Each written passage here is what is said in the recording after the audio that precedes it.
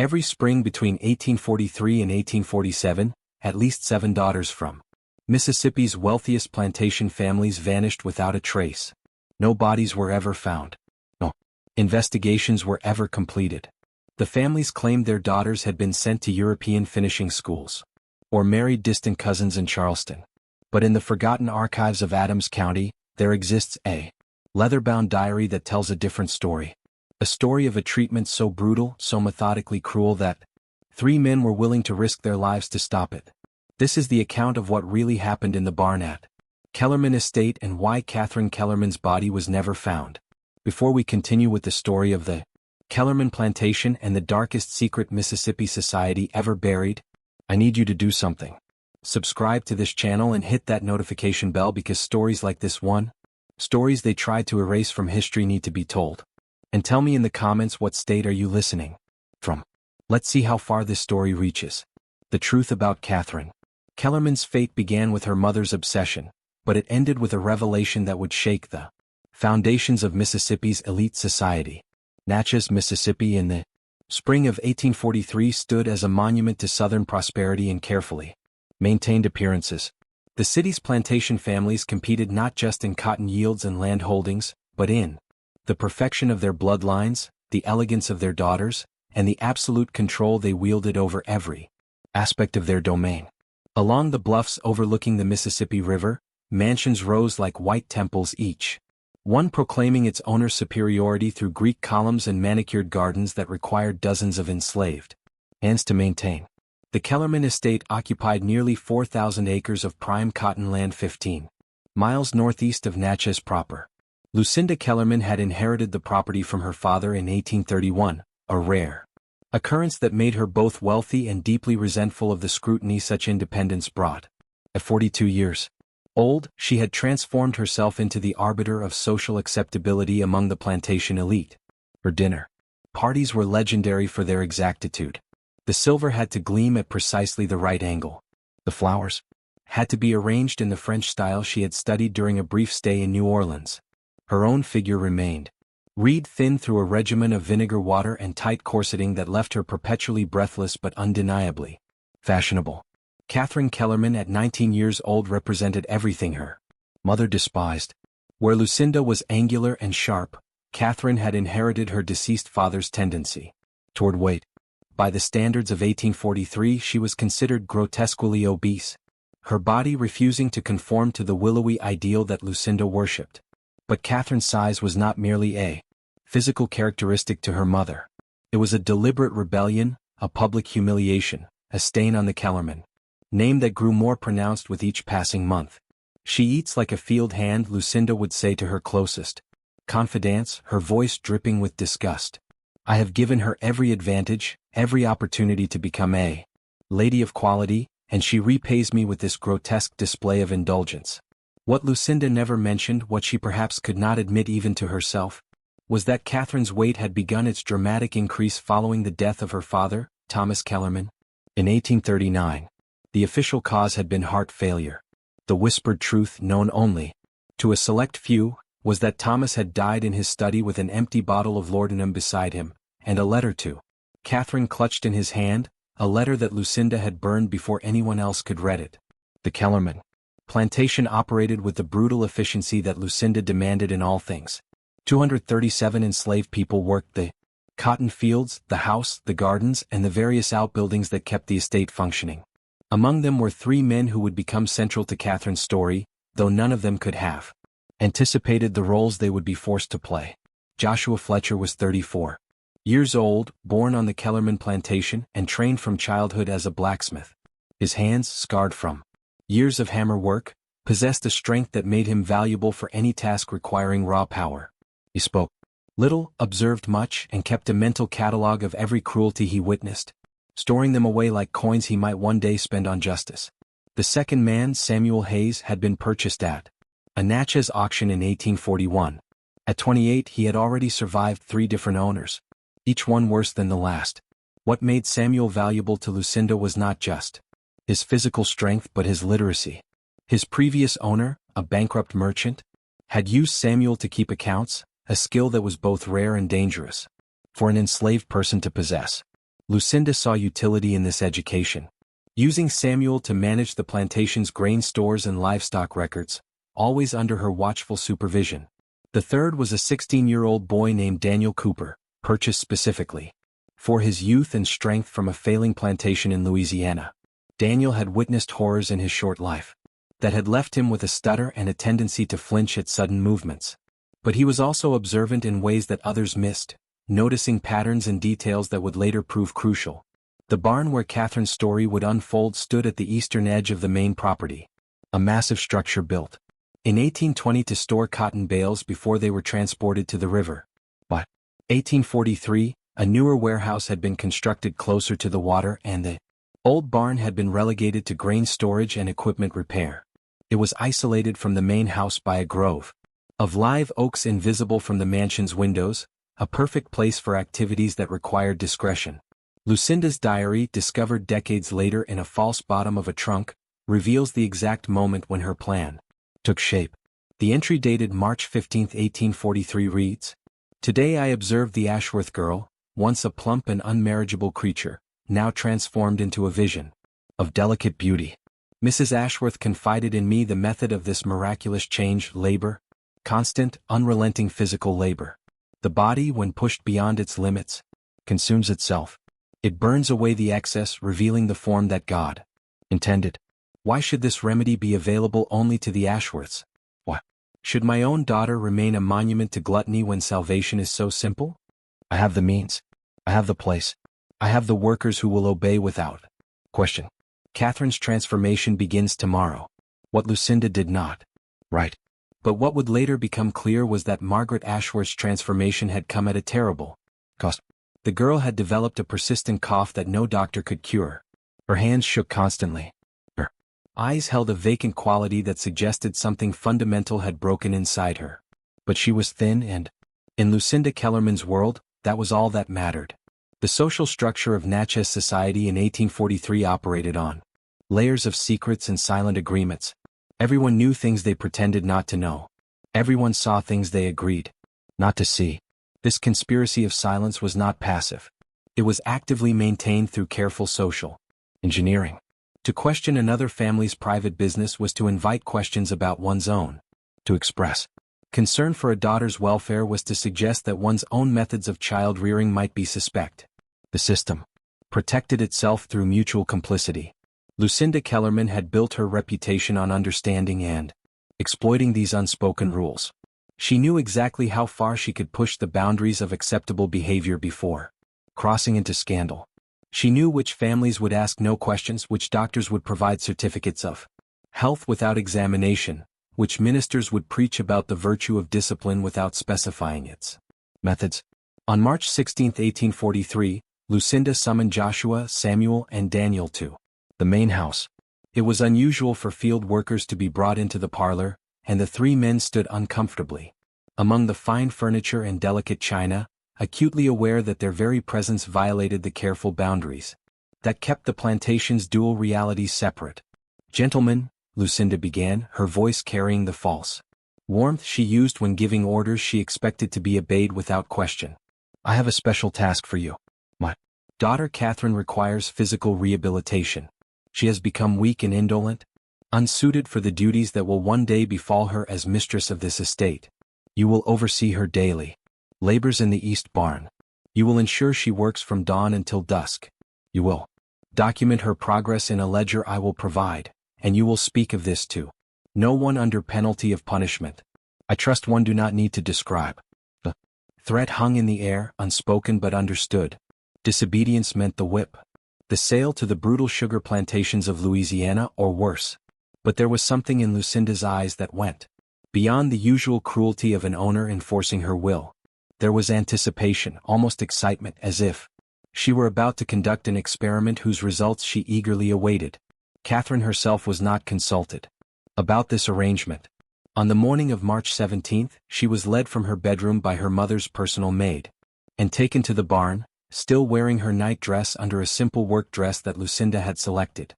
The girl's face showed no surprise, only a deep resignation that suggested this was merely the latest in a long series of humiliations her mother had devised. The first morning in the barn began with mechanical efficiency that felt rehearsed, as if Lucinda had planned every detail of Catherine's degradation. Joshua, Samuel, and Daniel had been given their instructions with military precision. Catherine was to grind corn, using the manual stone mill, carry 50-pound sacks of grain from one end of the barn to the other, and split firewood until her hands blistered. The work was designed not for productivity but for exhaustion. Each task calibrated to push her body beyond its limits while producing just enough useful output to justify the labor if anyone asked questions. The barn itself amplified every sound. The grinding of stone against grain echoed off the high ceiling.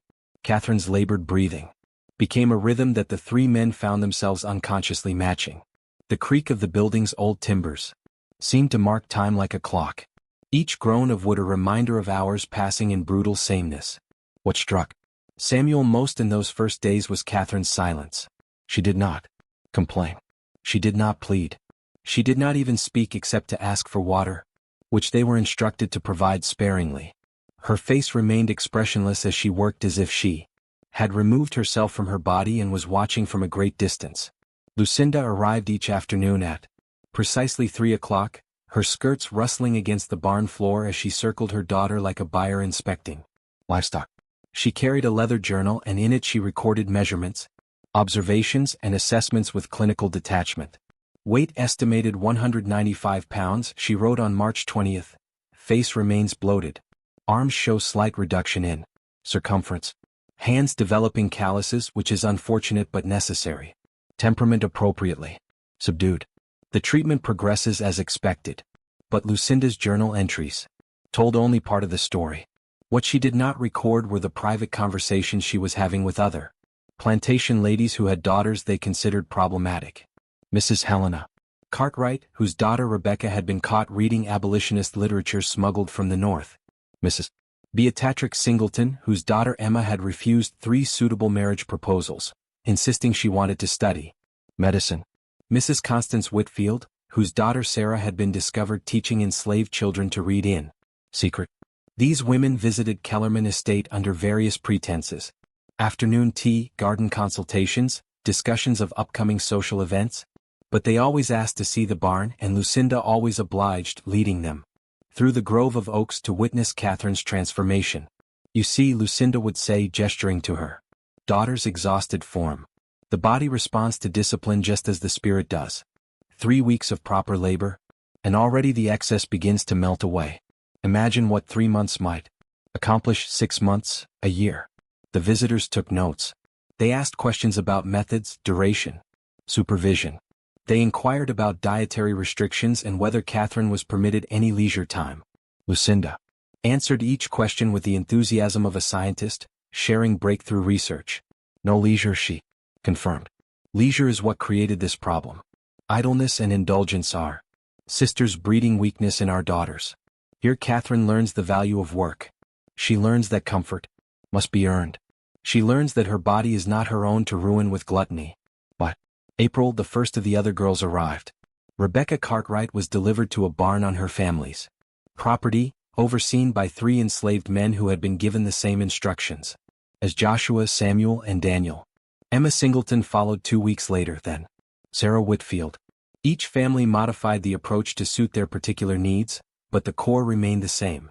Isolation, labor, and the breaking of wool disguised as physical improvement. What none of these mothers anticipated was that their daughters might speak to one another. The plantations were spread across the county, but enslaved workers moved between properties carrying messages and news. Daniel, who was sometimes sent to deliver grain to neighboring estates, began to notice a pattern. Barns that had been used for storage were suddenly off limits. Young white women who had been fixtures at social gatherings were suddenly absent, their mothers explaining they were unwell or visiting relatives. There are others, Daniel whispered to Samuel one evening as they secured the barn for the night. I seen them girls working like Catherine, looking just as tired, just as scared. Samuel felt something cold settle in his stomach. What they were witnessing was not an isolated act of cruelty. It was a system carefully constructed and expanding. Inside the barn, something unexpected was happening to Catherine. The work was brutal, designed to break her, But it was also the first time in years she had been away from her mother's constant scrutiny and criticism. In the barn she was simply a body performing tasks. There were no mirrors to reflect her failure to meet impossible standards. There were no dinner parties where she was displayed as evidence of her mother's disappointment. And there were Joshua, Samuel, and Daniel who treated her with a careful respect that surprised her. They did not mock her size. They did not comment on her appearance. When she struggled with a particularly heavy load, Joshua would quietly position himself to take some of the weight without making it obvious. When her hands bled from the rough wood, Samuel brought clean rags and showed her how to wrap them to prevent infection. When she stumbled from exhaustion, Daniel caught her and studied her without judgment. The first time Catherine spoke beyond requesting water was on April 8, 6 weeks into her confinement. She was resting during the brief noon break and Joshua was repairing a piece of equipment nearby. "Do you hate me?" she asked quietly. Joshua's hands stilled on the tools. He did not look at her directly, knowing such eye contact could be seen as insubordination if anyone observed them. "No, miss," he replied carefully. "You should," Catherine continued. "I am everything you should hate. The daughter of your owner, living in comfort while you suffer. I would hate me." Joshua chose his words with the caution of a man who knew that honesty could cost him his life. "Hate takes energy, miss. Energy better spent on surviving." It was a simple statement, but it opened something in Catherine. For the first time, she began to see the three men not as extensions of her mother's will, but as human beings trapped in the same cruel system, albeit in profoundly different ways. The conversations grew longer, always conducted in careful whispers during breaks or in the early morning before Lucinda's inspection. Catherine learned that Joshua had a wife and 2 children living in the quarters, that Samuel had once lived in a city and could read and write better than most white men, that Daniel dreamed of the freedom he might never experience. The men learned about Catherine's life in the mansion, which was its own form of imprisonment, the endless rules about deport and dress, the constant criticism of every bite of food, every word spoken, every breath taken, the isolation from other young people her age because her mother deemed her too shameful to be seen. "She wants me to disappear," Catherine said one morning in May. "She wants the daughter she imagined, not the one she has. I think she hoped this work would kill me so she could tell people I died of a wasting disease and finally be rid of her." Embarrassment.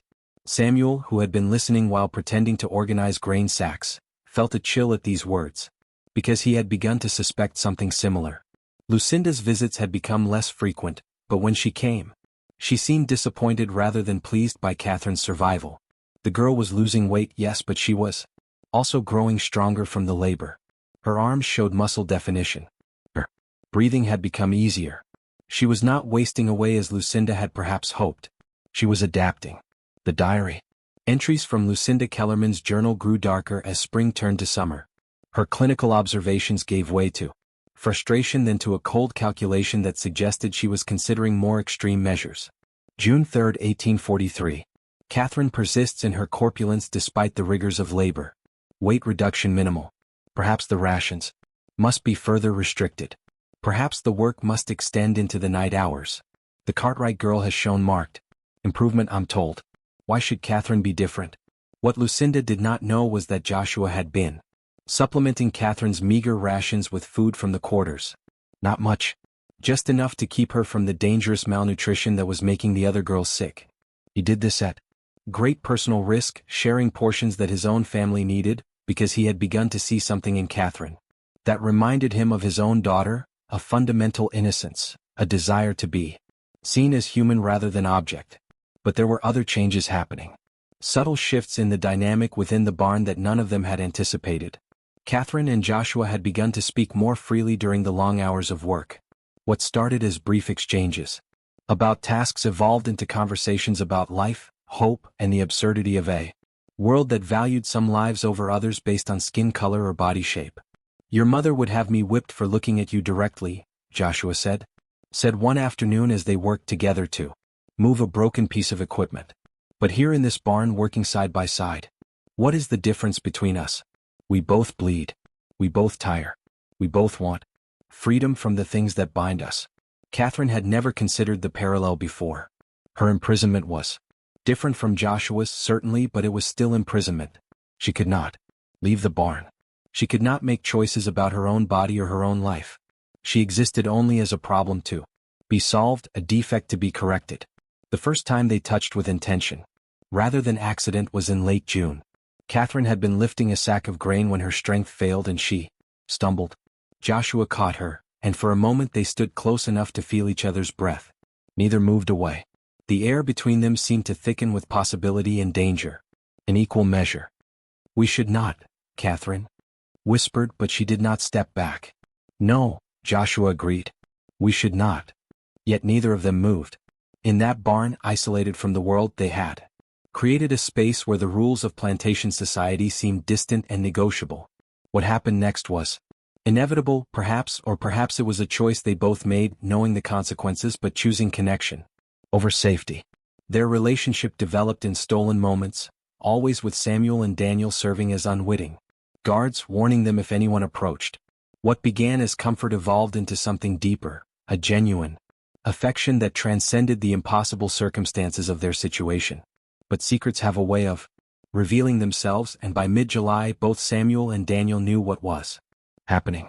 Neither spoke of it directly, but they adjusted their positions to provide more privacy, created tasks that required Catherine and Joshua to work in the back corner of the barn, turned their attention elsewhere during the brief moments when the two sought each other's company. "This will end badly," Samuel said to Daniel one evening after Catherine had been returned to the main house and Joshua had left for the quarters. "There is no version of this story that ends well." Daniel, who at 16 understood the world's cruelty in ways that should have been beyond his years, nodded slowly. "Maybe, but maybe they deserve some happiness even if it is brief. Maybe that is all any of us get." Lucinda, consumed with her expanding operation of rehabilitation barns across the county, failed to notice the change in her daughter. She was too busy documenting her methods, corresponding with interested families as far away as Alabama and Georgia, and calculating the profits she might derive from offering her expertise as a consultant on reforming wayward daughters. Her journal from July 12 reveals her ambitions. "Interest in the treatment methodology has exceeded all expectations. Mrs. Patricia Rutherford from Mobile has written requesting a detailed protocol. She has a daughter who insists on painting rather than focusing on suitable accomplishments. Mrs. Vivian Caldwell from Savannah inquires about outcomes, expressing concern about a daughter who has developed an unseemly interest in the family's financial affairs. The potential for expansion is considerable. Perhaps a published treatise on the subject, The Correction of Female Indolence Through Measured Labor, would be an appropriate title. But while Lucinda planned her empire of cruelty, Catherine's body was undergoing a change that had nothing to do with weight loss. By early August, she began experiencing morning sickness. At first she attributed it to the poor food and constant exhaustion. But when her monthly courses failed to arrive, she understood what had happened. She told Joshua first during a quiet moment when Samuel and Daniel were occupied at the far end of the barn. "I am with child," she whispered, her hand instinctively moving to her stomach. "Your child." Joshua's face went through a series of expressions. Shock, fear, and then a tenderness that made Catherine's eyes fill with tears. But they both knew what this meant. A pregnancy would be impossible to hide. When Lucinda discovered it, the consequences would be catastrophic. "They will kill you," Catherine said, her voice breaking. "My mother will have you killed for this. Perhaps all three of you, to ensure no one speaks of it." Joshua took her hands in his, a gesture so dangerous and so necessary that neither cared who might see. "Then we have time to plan. We have time to find a way out of this." But planning required information, and information required risk. Samuel, using his literacy and his occasional access to the plantation office, began to gather what he could: bills of sale, property records, correspondence between plantations. He was looking for anything that might reveal the extent of Lucinda's network, any weakness they might exploit. What he found was worse than he had imagined. Hidden in a ledger marked household expenses were entries that suggested at least 4 other girls had gone through Lucinda's treatment before Catherine. Next to each name was a final entry: disposed of natural causes or transferred to family in Texas, or simply resolved. "What does resolved mean?" Daniel asked when Samuel showed him the entries late one night. Samuel's expression was grim. Nothing good. Nothing good at all." The pattern was clear. Girls who did not respond to the treatment, who did not lose weight, or who proved too rebellious simply disappeared from the records. Their families received certificates of death or letters explaining they had been sent away for their own good. But there were no graves, no forwarding addresses, no trail to follow. Catherine is in more danger than she knows, Samuel said. Even without the pregnancy, if her mother decides she has failed the treatment, she will simply be resolved. Like the others, they needed to act. But any action would require resources they did not have. Money, documents, transportation, the tools of freedom, were kept carefully out of reach of those who needed them most.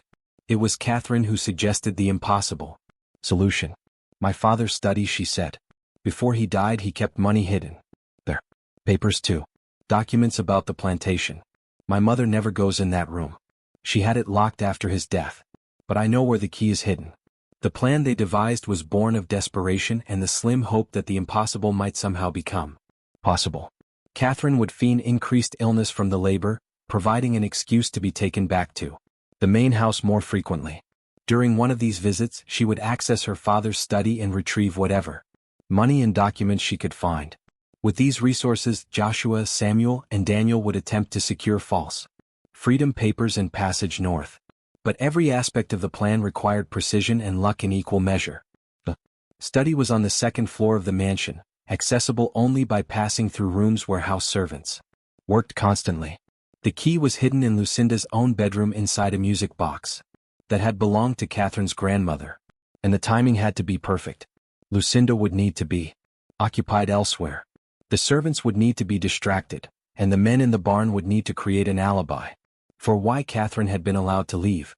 On August 17, 1843, they attempted the first phase. Catherine complained of severe abdominal pain, crying out with such conviction that even Samuel, who knew she was performing, felt concerned. The performance worked. Lucinda, irritated by the interruption to her afternoon correspondence, ordered Catherine taken to the house and confined to her room. If she is malingering, she will return to the barn tomorrow for double labor, Lucinda announced. If she is genuinely ill, Dr. Harrison will examine her and provide appropriate treatment. The mention of a doctor terrified Catherine. Any examination would reveal her pregnancy. She had perhaps 24 hours to access the study and return to the barn before her condition became impossible to conceal. That evening, while Lucinda attended a dinner party at a neighboring plantation, Catherine waited until the house settled into its nightly routine. She knew the patterns. The servants would finish their evening duties by 9 o'clock. Her mother's personal maid would retire by 10 o'clock and the house would be quiet until the kitchen staff began their work at 5 o'clock in the morning. She had a window of 7 hours. The music box was exactly where she remembered, on Lucinda's dressing table. Catherine's hands shook as she opened it, wincing at the tinkling melody that seemed impossibly loud in the silent house. The key was there, small and iron, attached to a ribbon that had faded from blue to gray. Her father's study smelled of old leather and tobacco, scents that brought back memories of a time before everything had gone wrong, before her father's mysterious death, before her mother's cruelty had found its full expression. Catherine allowed herself one moment of grief before focusing on the task. The money was in a false bottom of a desk drawer, exactly where her father had shown her years ago. $300 in various bills, a fortune that could buy passage north and perhaps a new start. But it was the documents she found that truly shocked her. Letters, dozens of them dating back to 1839. Letters from her father to a lawyer in Philadelphia discussing his plans to free all enslaved people on the Kellerman plantation. Letters detailing his growing horror at the institution of slavery, his moral awakening, his determination to act on his conscience, regardless of the social and financial consequences. And one final letter, unsealed, addressed to Catherine herself. My dearest daughter, if you are reading this, then I have failed to find the courage I needed in life and perhaps have found it only in death. Your mother will tell you I died of heart failure, and perhaps in a sense I did. My heart failed to be brave enough to stand against the evil I have participated in for so long. I cannot free those I have enslaved while I live, for your mother will use every legal means to stop me. But I can ensure that upon my death, the means for their freedom exists. The money in this drawer is for you. But I hope you will use it, as I could not to help those who deserve freedom gain it. Forgive me for my cowardice. Forgive me for leaving you alone with your mother's cruelty. You deserved a better father. They deserved a better owner. I deserved a better soul. Catherine stood in the dark study, her father's words blurring through her tears. He had not died of heart failure. He had taken his own life, overwhelmed by guilt and the impossibility of changing the system he had benefited from. And Lucinda had hidden this truth, burned the letter he had left, and locked away any evidence of his transformation. She took the money and the letters. But she also found something else. Her father's will. Never probated, never executed. In it, he left the plantation not to Lucinda, but to Catherine, with explicit instructions that all enslaved people were to be manumitted upon his death. Lucinda had hidden this document, continuing to operate the plantation as if she had inherited it legitimately, forging her dead husband's signature on documents that maintained her control. This was the leverage they needed. This was proof that could destroy Lucinda's authority, that could challenge the very foundation of her power.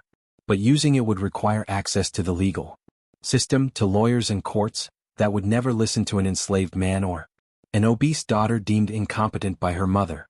Catherine returned to her room just as the sky began to lighten. She hid the documents and money in the lining of a winter coat that hung in her wardrobe, knowing Lucinda would never search there during the summer months. The next morning she declared herself recovered and ready to return to the barn. Lucinda, suspicious but unable to prove malingering, agreed, but with a warning that chilled Catherine to her core. Dr. Harrison will visit the barn tomorrow to assess your physical condition. Lucinda announced. He has expressed concern that the labor may be too strenuous. I have assured him that you are thriving under this regimen and I expect you to confirm this. Any suggestion otherwise will result in consequences you will not enjoy. The doctor's visit meant discovery. Meant the end of everything. They had perhaps 24 hours to act. When Catherine returned to the barn and revealed what she had found, the four of them understood they had crossed a threshold. They possessed tools that could challenge Lucinda's power. But using those tools would require escaping the plantation, reaching authorities who might listen, and surviving long enough to tell their story. We leave tonight, Joshua said, his voice carrying a certainty that did not match their desperate situation. All four of us. We take the money, the documents, and we run. They will hunt us, Samuel warned. Every slave patrol in Mississippi will be looking for 3 escaped enslaved men and a white woman. We will not make it 10 m. But Catherine had an idea, born from years of observing her mother's careful manipulation of appearances. We will not be running. We will be traveling. I will be a widow traveling with my servants to visit family in Kentucky. The money will pay for travel documents from a forger in Natchez. My father's letters will prove my identity if questioned. We just need to reach the river and book passage on a steamboat heading north. It was a plan with 1,000 ways to fail, but it was the only plan they had. The preparation for their escape consumed the remaining daylight hours. Each of them had tasks that had to be completed without raising suspicion. A delicate dance of normally performed over a foundation of terror. Samuel's role was the most dangerous. He would need to enter Natchez after dark and locate a forger known only as Crawford, a free black man who operated out of a warehouse near the riverfront. The forger's services were expensive, and finding him required navigating a city that became increasingly hostile to any black person after sunset. Samuel would carry $50 of Catherine's money, enough to purchase basic travel documents, but not so much that losing it would doom the entire plan. Joshua focused on gathering supplies they would need for the journey, food that would not spoil, clothing appropriate for travel, and most importantly, weapons. He managed to acquire 2 knives from the plantation's tool shed, hiding them in the barn's rafters, where no casual inspection would find them. They were poor weapons against rifles, but they were something. Daniel's task was to create an alibi. It would remain at the barn after the others left, maintaining the appearance that Catherine was still confined there.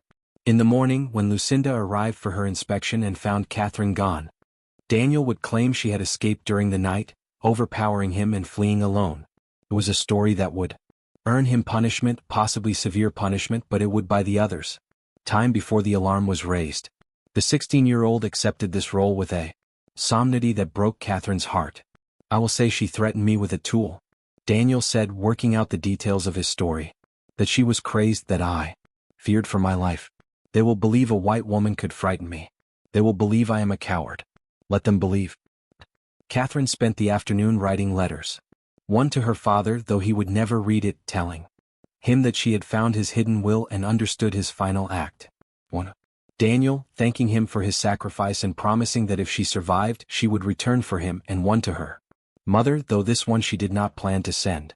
In it she detailed every cruelty, every humiliation, every moment of her 19 years when Lucinda had chosen appearance over love, control over compassion.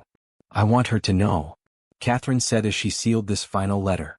Even if we fail, even if they catch us and kill us, I want her to know that I saw her for what she truly is. Not a mother, not even a person, just an empty shell wrapped in expensive fabric, mistaking cruelty for strength. Just when we thought we'd seen it all, the horror in Mississippi intensifies. If this story is giving you chills, share this video with a friend who loves dark mysteries. Hit that like button to support our content, and don't forget to subscribe to never miss stories like this. Let's discover together what happens next. Because what they found waiting for them in Natchez would change everything. Samuel left for Natchez as the sun set, slipping away from the plantation with the practiced ease of someone who had learned to move through the world invisibly. The 8-mile journey would take him 3 hours on foot, following paths that avoided the main roads and the patrols that watched them. In the barn, Catherine, Joshua, and Daniel waited. The silence was oppressive, each minute stretching into something that felt like hours. They had done everything they could to prepare, but preparation could not account for the 1,000 variables beyond their control. What if Samuel could not find the forger? What if the documents were not convincing? What if Lucinda decided to visit the barn unexpectedly? It was during this waiting that Joshua finally spoke of the thing they had all been avoiding. If we are caught, they will kill me. Samuel and Daniel too. They will make examples of us. But you, Catherine, they might let you live. It comes to that, if we are cornered, you must deny everything. Say we kidnapped you, forced you to help us. Save yourself. Catherine's response was immediate and fierce. I will not. We survived together or we failed together.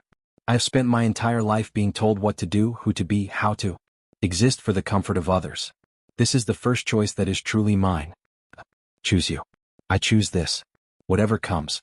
The words hung between them, a declaration and a goodbye in equal measure. Joshua pulled her close and they stood together in the darkness, feeling the weight of the impossible choice they had made. Daniel, watching from his position near the door, felt tears he could not fully explain.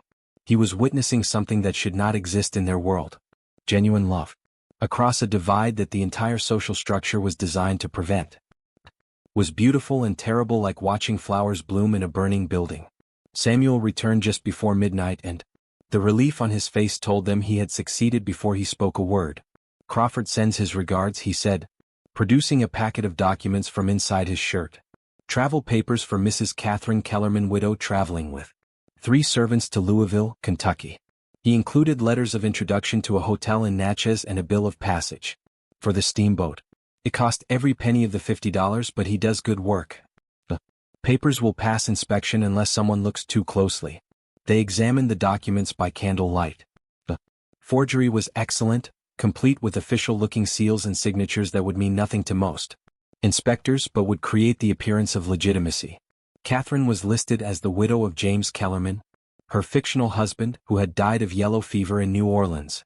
Joshua, Samuel, and Daniel were listed as her property, valued at $3,000 total, being transported north for sale to settle her late husband's debts. The irony of the papers was not lost on any of them. To travel as free people would draw immediate suspicion, but to travel as owner and property, they could move through Mississippi's checkpoints with relative ease. The system that enslaved them would be the very tool of their escape. We leave in 2 hours, Catherine decided. The roads will be quietest between 2 and 4 in the morning.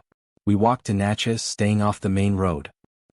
Dawn, we present ourselves at the steamboat office as travelers who arrived late and seek passage on the earliest boat heading north. The plan was sound, but as they prepared to leave, Daniel's voice stopped them.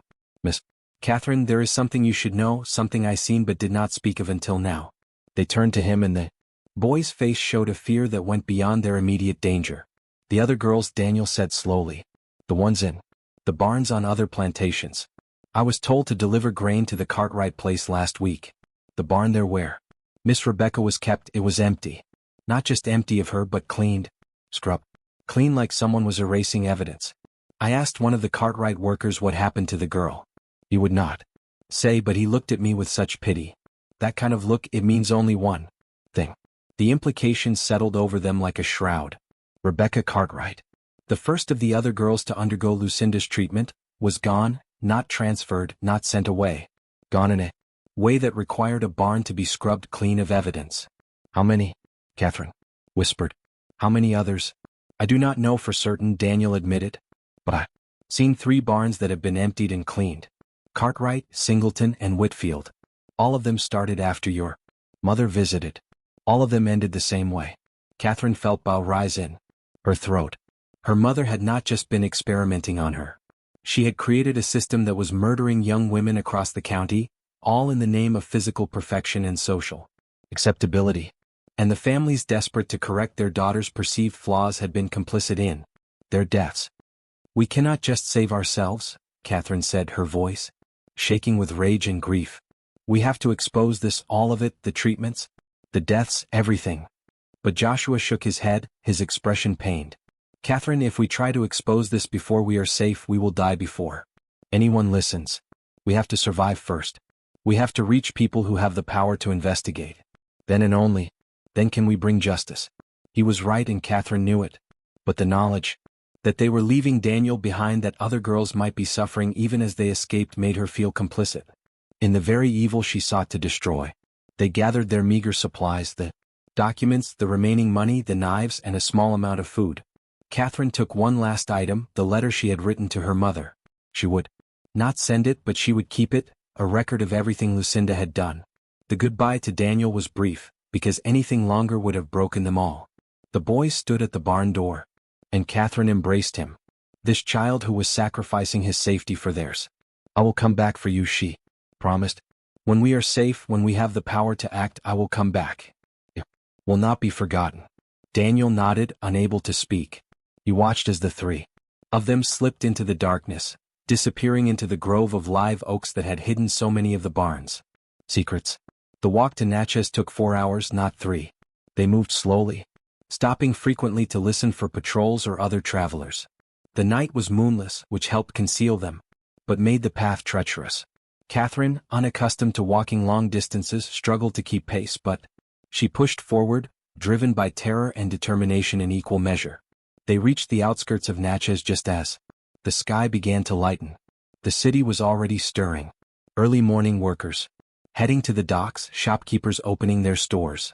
Catherine used some of their precious water to clean her face and hands, trying to look like a respectable widow rather than a fugitive who had spent the night walking through the woods. The steamboat office occupied a prominent position on the waterfront, its windows already glowing with lamplight. Inside, Claire sat behind a desk, reviewing manifests and passenger lists. He looked up as they entered, his expression shifting from professional courtesy to mild surprise as he took in the unusual party. The young woman, clearly gentry from her dress despite its rumpled state, accompanied by 3 enslaved men. Good morning, madam, the clerk said, his voice carrying the careful neutrality of someone trained to serve the wealthy. Without question. How may I assist you? Catherine had rehearsed this moment in her mind 100 read times, but now that it was here, her voice nearly failed her. She forced herself to meet the clerk's eyes, channeling every ounce of her mother's imperious confidence. I require passage to Louisville on your earliest departure, she said, placing the forged documents on the desk. My servants and I have had a difficult journey, and I wish to complete our travels with all possible speed.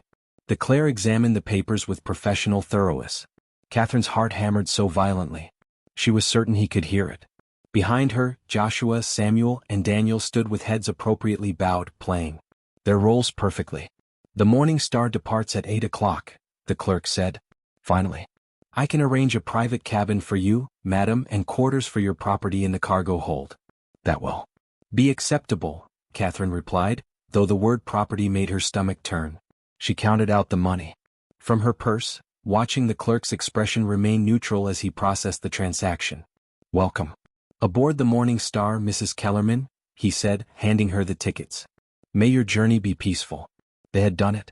In less than 3 hours, they would be on a steamboat heading north, away from Mississippi, away from Lucinda, away from the barn and everything it represented. Catherine allowed herself the smallest breath of hope. But as they left the office and walked toward the dock where the Morning Star was being loaded, Samuel touched her arm gently. "Miss Catherine," he whispered. "We are being watched." She followed his gaze to a man standing near the warehouse, dressed in the rough clothing of a river worker. But his posture was wrong, too alert, too focused on them specifically. As their eyes met, he turned and walked quickly toward the main street. "Slave catcher," Joshua breathed. He recognized something. "We need to board immediately." They hurried toward the gangplank, but moving quickly drew attention. Other workers began to notice their conversations pausing as the unusual group passed. Catherine felt the weight of scrutiny, the questions forming in minds around them. The Morning Star's captain stood at the top of the gangplank, checking passengers against his manifest. He was an older man with a weathered face that had seen decades of river travel. His eyes narrowed as they approached. "Mrs. Kellerman?" he asked, examining her ticket. "You are traveling alone with 3 male servants." "My husband recently passed," Catherine said, her voice steady despite her terror. "I am returning to family in Kentucky. These men are being transported for sale to settle debts." The captain's gaze moved to Joshua, then Samuel, then Daniel. Something flickered in his expression, a suspicion that Catherine could not identify but could certainly feel. "Board quickly," he said finally. "We depart in 1 hour." They climbed the gangplank, and Catherine did not allow herself to look back at Natchez until they reached the deck. When she did, her blood froze. The man who had been watching them was now speaking urgently to 2 others, one of whom was mounted on horseback. The rider turned his horse and galloped toward the road that led to the plantations. "They are going to alert my mother," Catherine said. "We have 1 hour before she arrives. With proof that I am not a widow, that these papers are forged, that we are fugitives." Joshua's jaw tightened. "Then we pray the captain values his schedule more than he values helping a plantation mistress." They were shown to Catherine's cabin, a small but clean room with a single bed and a porthole overlooking the river. Joshua, Samuel, and Daniel were directed to the cargo hold, but the captain's mate who escorted them seemed distracted, allowing them to linger near Catherine's cabin longer than protocol would normally permit. "Something is wrong," Samuel said quietly. "The crew knows something. I can see it in how they look at us." Time crawled. Catherine watched through the porthole as cargo was loaded, as passengers boarded, as the sun climbed higher in the sky. Every minute brought them closer to departure, but also closer to discovery. At 7:30 a commotion on the dock drew her attention. Lucinda had arrived, and she had not come alone. Behind her carriage were 3 men on horseback, including the county sheriff and a group of plantation workers armed with rifles. Catherine's mother descended from the carriage with terrible grace, her face a mask of cold fury. She approached the captain, and though Catherine could not hear the conversation, she could see her mother's gestures, imperious and demanding. The captain shook his head. Lucinda's voice rose, carrying across the water. "That girl is my daughter, and those men are stolen property." The captain allowed Lucinda aboard, a decision that sealed their fate. Catherine heard the footsteps on the deck, the voices growing louder, and she knew their hour of hope had expired. The door to her cabin burst open. Lucinda stood framed in the doorway, and behind her were Joshua, Samuel, and Daniel, held at gunpoint by the sheriff's men. "Did you truly believe you could escape?" Lucinda's voice was quiet, more terrifying than if she had screamed. "Did you think I would not know that I would not find you?" Catherine stood, and for the first time in her life she felt no fear of her mother, only rage. "I found Father's will. I know what you did. You stole the plantation. You forged documents. You built your empire on lies and murder." Lucinda's expression did not change. "Your father was a weak man who would have destroyed everything our family built. I did what was necessary." "You killed those girls," Catherine said. "Rebecca, Emma, Sarah, how many others? How many daughters died in those barns while you documented their suffering like a scientist studying insects?" For the first time, something flickered in Lucinda's eyes. Not remorse. Recognition that Catherine knew too much. "The treatment was sound," Lucinda said coldly. "Some subjects simply lacked the constitution to survive it. Their families understood. They were grateful for my discretion in disposing of the evidence." The casual admission of murder, the complete absence of conscience, was more chilling than any threat. Catherine understood then that her mother was not merely cruel. She was something beyond human feeling, a void, wrapped in expensive silk. You will return with me, Lucinda continued. These men will be hanged for theft and assault. The documents you stole will be burned, and you will complete your treatment because you carry evidence of your shame in your very body. She knew somehow. Lucinda knew about the pregnancy. Dr. Harrison examined your room this morning, Lucinda said, reading Catherine's expression. He found certain evidence that suggested your condition. He confirmed my suspicions. So you see, my dear daughter, your situation is far worse than simple disobedience. Joshua lunged forward, but the sheriff's man struck him with a rifle, driving him to his knees. Blood ran from a cut above his eye. Stop, Catherine screamed. I will go with you. Just do not hurt them. Oh, they will be hurt, Lucinda said. They will be made examples. But first they will tell me. Who else knows about your father's will? Who else has seen these documents? It was Samuel who spoke, his voice clear. Despite his terror, many people know. We sent copies to lawyers in Philadelphia, to abolitionists in Boston, to newspapers in New York. Even if you kill us, even if you destroy Catherine, the truth is already spreading. It was a lie, a desperate bluff. But it was delivered with such conviction that Lucinda's certainty wavered for the first time. You are illiterate slaves, she said. But her voice carried a thread of doubt. You could not have. I can read and write better than most white men in this county, Samuel interrupted. And I spent 3 weeks copying every document in your office while you planned your empire of torture. Every forgery, every false death certificate, every letter arranging the disposal of bodies, it is all documented, all sent north, all waiting to be published. Was not true. But in that moment, watching her mother's face transform from certainty to fear, Catherine understood what Samuel was doing. He was buying time, creating doubt, forcing Lucinda to consider consequences beyond her immediate control. The sheriff stepped forward, his expression troubled.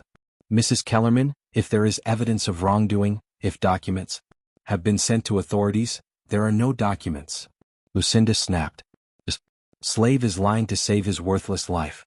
But Catherine saw the calculation in her mother's eyes. Lucinda was weighing risks, considering possibilities. If even a fraction of Samuel's claim was true, exposure would destroy not just her reputation but her freedom. Murder could be concealed in Mississippi among the cooperative elite. But not if northern newspapers began asking questions. Prove it, Lucinda demanded. Show me evidence these documents were sent. Samuel met her gaze steadily. The proof will arrive when the investigators do. Perhaps in weeks, perhaps in days, but it will come. The standoff held for a long moment. Then Lucinda made her decision. Sheriff, take them all into custody. Lock them in the county jail until we can sort this matter properly. If documents exist, we will find them. If they do not, these men will hang for their lies. As they were let off the steamboat, Catherine caught Joshua's eye. In that glance she saw goodbye.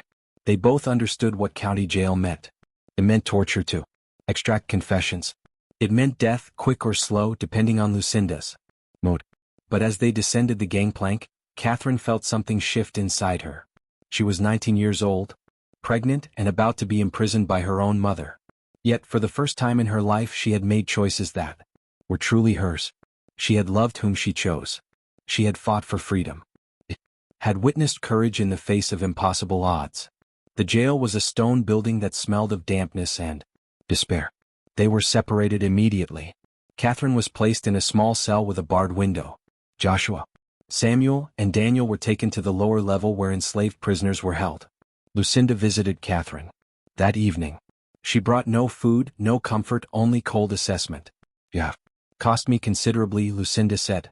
The sheriff has questions. Other families are nervous about their own treatments. You have created complications. Good, Catherine replied. I hope I have destroyed everything you built on cruelty. Lucinda's smile was terrible. You have destroyed only yourself. By tomorrow I will have extracted confessions from those men about who helped them forge documents. By next week they will be dead and buried in unmarked graves. And you, dear daughter, will be returned to the barn until your unfortunate condition resolves itself. Dr. Harrison has agreed to supervise to ensure no complications arise. The implication was clear. The pregnancy would be terminated one way or another. Catherine would either survive the process or join the other girls who had been resolved. You cannot keep doing this, Catherine said. Eventually someone will notice. Someone will investigate. Oh, Lucinda asked simply. The sheriff who depends on my family's influence. The doctors who profit from my patronage. The families who are complicit in their own daughters' fates. There is no one coming to save you, Catherine. There is only me and what I decide your future holds. She left and Catherine was alone with the darkness and the weight of her failure. 3 days passed in silence. Catherine heard nothing from Joshua, Samuel, or Daniel. The guards would not answer her questions. She was fed minimally water and bread once daily, just enough to sustain life but not comfort. On the 4th day Daniel appeared at her cell window. His face was bruised, one eye swollen shut, but he was alive. Miss Catherine, he whispered urgently. Listen carefully. We do not have much time. Where are Joshua and Samuel? Catherine asked, gripping the bars. Daniel's expression told her everything before he spoke. Joshua is gone. They took him 2 nights ago, said he was being transferred, but we both know what that means. Samuel is still alive, but barely. They have been questioning him. The grief was immediate and crushing. Joshua was dead.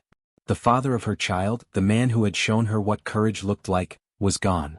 I am so sorry, Daniel continued, tears streaming down his battered face. But Samuel, before they hurt him too badly, he did something. He really did send a letter north. Not copies of all the documents like he claimed, but one letter to an abolitionist contact in Pennsylvania. He sent it weeks ago when he first suspected what your mother was doing. He told them everything about the barns, the missing girls, all of it. Catherine's heart stuttered with desperate hope. Will they come? Will anyone believe him? I do not know, Daniel admitted. But Miss Catherine, you need to survive until they do. Whatever your mother plans, you need to endure it. Because if investigators come and you are dead, there is no one left to testify. You are the only witness who cannot be dismissed as a lying slave. He was right. Her survival was no longer just about herself. It was about justice. For Rebecca, Emma, Sarah, and all the others. It was about exposing the network of cruelty that Lucinda had built. How do I survive? Catherine asked. Agree to everything, Daniel said. Tell her you will be obedient. Make her believe you are broken and wait. That evening when Lucinda visited, Catherine played the role Daniel had described. She wept. Begged forgiveness. She promised obedience. The performance was convincing because the tears were real, even if their source was rage rather than remorse. Lucinda satisfied that her daughter had been properly subdued, arranged for Catherine's return to the estate, not to the barn but to a locked room in the mansion where Dr. Harrison could attend to her condition discreetly. The weeks that followed were a blur of isolation and fear. Catherine's pregnancy progressed despite the minimal food and constant stress. Dr. Harrison visited regularly, his examinations clinical and cold. He never spoke of terminating the pregnancy, but Catherine understood the plan. She would be allowed to carry to term. Then the child would be taken, disposed of, and Catherine would be declared to have suffered a tragic stillbirth. But in late October something changed. Dr. Harrison arrived with unusual urgency, and Catherine heard raised voices downstairs. Lucinda's tone carried an edge of panic that Catherine had never heard before. The next morning Catherine was moved again, this time to a carriage bound for Natchez. No explanation was given, but the speed of the journey suggested desperation. The county courthouse, Catherine was led into a room where 2 men in formal dress waited. They introduced themselves as investigators from the Pennsylvania Anti-Slavery Society sent to examine claims made in a letter they had received from Mississippi. Mrs. Kellerman has been most cooperative, one investigator said, his tone suggesting he did not believe Lucinda's cooperation was genuine. But we require testimony from other witnesses. You are Catherine Kellerman, correct? Catherine looked at her mother, who sat rigid in her chair, her face a mask of controlled fury. Then she looked back at the investigators and made her choice. I am, she said, and I have much to tell you. The testimony took hours. Catherine detailed everything. The barn, the forced labor, the other girls who had disappeared, her father's hidden will. The forgeries, the murders disguised as natural deaths. The investigators took notes, asked questions, and gradually the full scope of Lucinda's operation became clear. When Catherine mentioned her pregnancy and Joshua's execution, one investigator's expression darkened. The man was killed without trial. My mother ordered it, Catherine confirmed. The sheriff complied. His body was never returned. Lucinda remained silent.